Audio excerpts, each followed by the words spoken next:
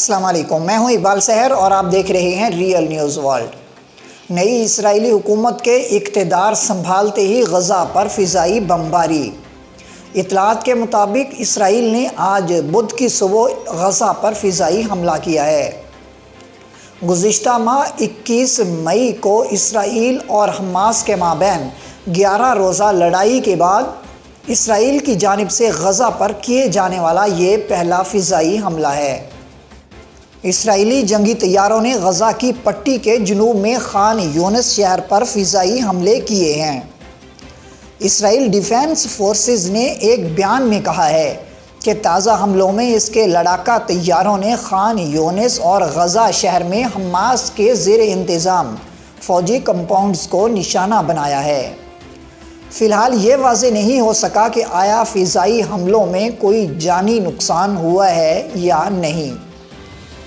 ادھر حماس کے ترجمان نے ٹویٹر پر ایک بیان میں کہا ہے کہ فلسطینی عوام بیت المقدس میں اپنی جرأت مند مزاحمت اور اپنے حقوق اور مقدس مقامات کا دفاع جاری رکھیں گے۔ واضح رہے کہ ابھی جنگ بندی کو 1 ماہ کا عرصہ بھی نہیں گزرا کہ اسرائیل نے غزہ پر فضائی حملہ کر دیا۔ گزشتہ ماہ اسرائیل کی طرف سے کی گئی غزہ پر بمباری کے نتیجے میں 256 افراد شہید ہو گئے تھے، جن میں 66 بچے بھی شامل ہیں۔ منگل کے روز مقبوضہ مشرقی یروشلم کے راستے میں اسرائیلی قوم پرست مارچ کے خلاف ہونے والے جوابی مظاہروں میں کم از کم 17 فلسطینیوں کو گرفتار کیا گیا اور درجنوں پر حملہ کیا گیا۔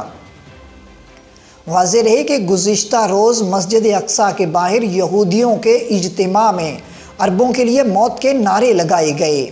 اسرائیلی حکام نے یہودیوں کے ایک سخت گیر گروہ کو فلیگز مارچ کی اجازت دی تھی۔ مبصرین کا کہنا ہے کہ اسرائیلی حکام جان بوجھ کر اشتعال انگیزی کو ہوا دے رہے ہیں۔ مزید اپڈیٹ کے لیے ہمارے ساتھ وابستہ رہیں۔ اگر آپ نے ہمارے چینل کو سبسکرائب نہیں کیا تو کر دیجئے تاکہ ہماری نئی ویڈیوز آپ تک بروقت پہنچ سکیں۔ مجھے دیجئے اجازت، میں ہوں اقبال سحر اور آپ دیکھ رہے تھے ریئل نیوز ورلڈ۔ اسلام زندہ باد، پاکستان پائندہ باد۔